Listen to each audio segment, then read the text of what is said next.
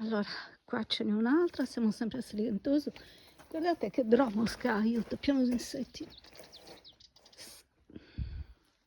che non sono al massimo, vi assicuro.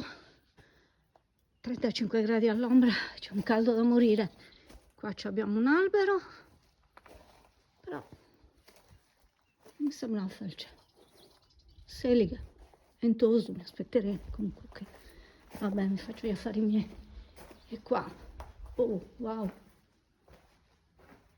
guardate un po', che strana cosa.